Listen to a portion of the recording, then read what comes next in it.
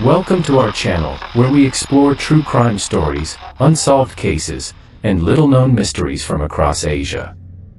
If you enjoy thrilling, suspenseful stories and want to uncover the truth behind these cases, make sure to like, subscribe, and turn on notifications so you don't miss any of our new videos. People still argue about where the true boundary lies, between faith and extremism, between the aspiration for enlightenment and the blind obsession with death. In Japan, there once existed a ritual shrouded in darkness and mystery, Sokushinbutsu, also known as the Buddha in the flesh. This was not merely a spiritual journey, but also one of the most harrowing ordeals ever devised by humankind. It is said that monks who chose the path of Sokushinbutsu did so not only to seek their own transcendence, but also to become living symbols of faith for their communities. They believed that by consciously passing through death, their bodies would achieve immortality, serving as a bridge between the living and the divine. Yet behind this faith lay a chilling truth, a process that lasted for years, where every drop of sweat, every heartbeat, every breath was nothing less than meticulous preparation for death. For nearly a decade, the monk would begin with an austere diet. No more white rice or vegetables, only tree bark, pine nuts, and withered roots. They gnawed at substances as hard as stone, their bodies shrinking and drying until not a trace of fat remained. But this harshness was not just about consuming the body, it was about training the will, because with every bite swallowed, the monk knew he was stepping closer to the cold eternity ahead. After years of this, their body became nothing but a skeletal frame, their skin stretched thin like parchment. But this was only the beginning. The next stage was even more terrifying, drinking urushi tea, a decoction made from the sap of the lacquer tree, a natural poison. This tea not only caused agony and relentless diarrhea, but also dehydrated the body to an extreme degree. More importantly, the toxin seeped into the bloodstream, turning the body into a dead land where no bacteria or insects could survive. Thanks to this, if successful, their corpse would not decompose. Storytellers shudder when speaking of the final step. After years of preparation, the monk was sealed inside a small wooden box, just large enough to sit in the lotus position, and buried underground. Only a thin bamboo tube connected the box to the outside world, a fragile lifeline. In his hands, he held a bell. Each day, the bell would ring, signaling that he was still alive, still breathing in suffocating darkness. But one day, the bell would stop. His fellow monks would understand. The journey was complete. The bamboo tube would be removed, the grave sealed, and all that remained was the long wait. 1,000 days later, the box was opened. If the body inside was dried and preserved, untouched by decay, it was hailed as a great success. The monk would be enshrined in a temple, clad in robes, revered as a living Buddha. His clenched fingers, hollow eye sockets, and frozen face became symbols of enlightenment beyond death. If, however, the body decayed, he would be quietly buried like any other, considered a failure on the final path. Over the centuries, hundreds of monks attempted Sokushinbutsu, but only 17 are recognized as successful. Their mummified bodies still rest in Japanese temples today, their lifeless gazes seeming to pierce through time itself. People say that standing before these living Buddhas feels like being watched by invisible eyes, making the heart beat slower under an indescribable fear. Yet Sokushinbutsu became a haunting burden for Japanese society. It was not just a matter of personal sacrifice, but one that pushed entire communities toward fanaticism. Stories tell of children being brought to temples, forced to kneel before the mummies, believing them to be divine incarnations. Some families even dedicated their own children to this path, hoping to bring fortune to their bloodline.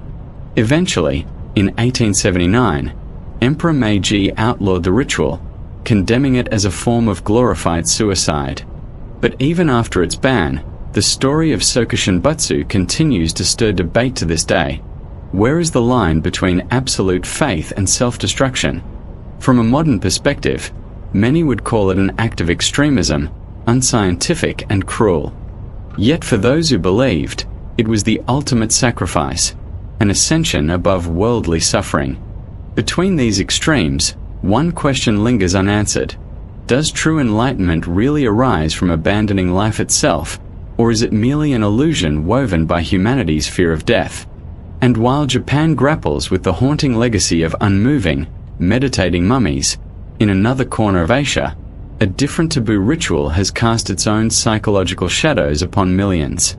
If Sokushinbutsu was a journey of self-annihilation to achieve immortality, then in China, another rite turned death into a continuation of life, the ghost marriage.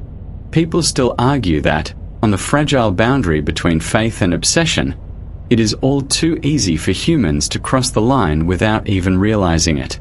If the self-mummifying monks of Japan symbolize unwavering devotion taken to the extreme, then in China, another ritual exists, one both sacred and chilling, ghost marriage. It is believed that souls, like the living, also need a home, a partner, and a companion to walk with them along the endless path in the afterlife. For many Chinese families, the fear that a son or daughter might die alone is not just grief, but an eternal unease. They believe that if the dead are not married off quickly, their spirits will wander, restless, and could bring misfortune upon the family. And so, strange weddings began to take place, ceremonies where the bride and groom no longer lived in this world, yet were joined through incense and prayers. Some families would pair two young people who had both died prematurely. They would hold a full wedding, with wine, music, even fireworks, before placing the bodies together in a single coffin. For them, it was a way for the two souls to walk hand in hand, spared the cold loneliness of the underworld. But there were also stranger cases, marriages between the dead and strangers. In these arranged unions, matchmakers did not speak of personality or hobbies, but instead of photographs, birth years, and astrological signs, all in pursuit of one goal, to find a fitting partner for the departed. At first glance, it might seem strange yet compassionate, but the deeper one looks, the darker it becomes. For when belief is exploited, it easily transforms into an underground trade. Since the early 20th century, in provinces such as Henan, Shandong, and even Shaanxi, horrifying corpse thefts began to surface. Criminals targeted the bodies of young women because they fetched the highest price in ghost marriages. There were stories that chilled entire villages, a family who buried their daughter in the morning, only to discover her grave had been robbed that very night. The father, in despair, swore he heard the howling wind across the cemetery all night long, as though his daughter was crying out for help. Days later, the traffickers were caught, and the price of her body revealed, tens of thousands of yuan, a figure that made people shudder at how coldly human life could be commodified, even in death. In recent years, with the rise of social media, such stories have become even more visible. In 2015, newspapers reported on a small village where 14 female corpses were stolen in less than a year. Locals no longer dared to bury their loved ones in the village cemetery, instead hiring guards or moving the burials to larger cities. Some families even installed cameras around graves, as if protecting a house from thieves, not safeguarding the eternal rest of the dead.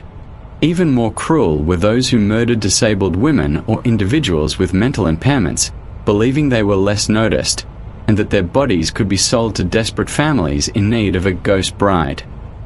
One of the most shocking cases in China occurred in 2021.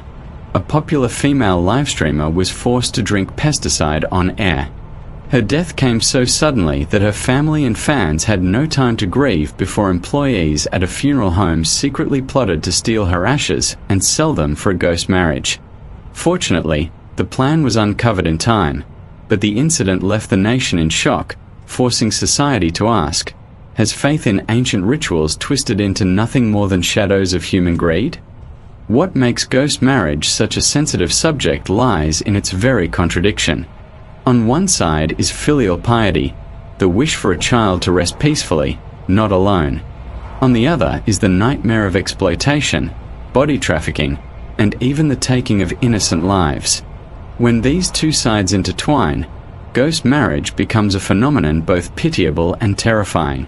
If you ever attend a traditional ghost wedding, you might feel this contrast most vividly. Incense smoke curls in the air, the altar is decorated like a real wedding, complete with a bridal gown, wreaths, and a pair of red shoes beside framed portraits. Music plays as though for celebration, but the eyes of the participants are heavy with sorrow, for they know the bride and groom exist only in cold photographs. Many recount dreams that follow such ceremonies. Some dream of the deceased returning, smiling in gratitude, while others hear endless sobbing in their sleep, as if the spirit has yet to find true peace. In Chinese folk belief, there is a saying, if a ghost marriage is performed properly, the dead will be free of burdens, and the family spared from misfortune. Yet despite its consoling appearance, the custom unsettles many in younger generations. In a modern society where technology and rationality dominate, the idea that the dead must marry to rest in peace feels distant, almost unreal. And still, for many rural families, the belief remains alive, like an invisible thread binding them to their ancestors. Perhaps the most frightening thing about ghost marriage is not the ritual itself, but how people treat that belief. When preserved as tradition, one can sense the humanity hidden within it. But when twisted by greed, it becomes a nightmare, turning the sacred into a shadowy marketplace, where neither the living find peace, nor the dead find rest. People still argue that, in many places, the line between spiritual ritual and superstition is so faint it's almost invisible. If Japan has monks who self-mummify in pursuit of enlightenment, and China has ghost marriages to settle the souls of children, then in other parts of Southeast Asia there exist practices where the living and the dead seem separated only by a thin veil, where spirits, witches, and dark magic manifest openly. In Indonesia, on the island of Java, there is a ritual called sapocong. It is considered a supreme oath, in which a person must prove their innocence or honesty by wrapping themselves in a white shroud, just like a corpse prepared for burial. The participant swears before God that they are free of guilt. If the oath is broken, it is believed the consequences are dire: sudden death, illness, or one soul being haunted by the pocong, a ghostly spirit of the dead. The white shroud is more than a symbol of death. It is the boundary between life and a sacred vow. The participant must be ritually washed, aligned toward the Qibla, a Quran placed upon their chest, and the cloth tightly bound around their body. When the ritual ends, they are unwrapped as though reborn, innocent again in the eyes of the community. Yet in practice, the power of this ritual is not always spiritual. It also serves as a formidable social tool, used to control, warn, or even punish those accused of wrongdoing. Moving to the Philippines, where black magic and curses are greatly feared, we encounter kulam, a common form of witchcraft. Filipinos believe that a mangkukulam, a witch or sorcerer, can use personal items such as hair, nails, or symbolic objects to cast curses. These are linked to effigies or boiling cauldrons, and through sorcery, the victim suffers pain, illness, or sensations mirroring what is inflicted upon the object. One of the most terrifying forms is mambabrang, where the sorcerer commands flesh-eating insects to invade the victim's body through natural orifices such as the nose, ears, mouth, or anus. The victim experiences unexplainable agony, and, according to legend, only when the insects mature and emerge does the cause become known. This makes mambabrang both a mystical and grotesque form of torture, one that even science struggles to explain. But these rituals are not only about spreading fear. In another sense, they reflect how humans confront death and the power of belief. In the Philippines, those who learn kulam also learn countermagic, protective rituals meant to reverse curses, turning the practice into an invisible duel of supernatural forces. Thus, the world of dark magic is not simply chaos, but a hidden system of rules, where every curse has its counter, every action its reaction. Looking across Asia, it is striking how most of these forbidden rituals arise from the same desires: to control death, preserve social order and offer comfort to the living. From Japanese monks seeking immortality in meditation, to Chinese parents arranging ghost marriages for their children, to the oath-bound shrouds of Indonesia and the sorcery of the Philippines, all reflect a profound truth. Humanity has always sought to connect the world of the living with that of the dead. There is something uncanny in witnessing these rites. They are at once human and horrifying. They teach us patience, faith, and fear. Within each story lies a blend of morality, tradition, and, at times, cruelty. They are not merely ghost tales or horror stories, but reflections of belief itself, a force that can lead to enlightenment, inspire atrocities, or simply help humans find their place in a vast universe where death is inevitable. It is easy to forget that, in many of these rituals, death is not an ending but a beginning. A Japanese monk self-mummifies to become a living Buddha.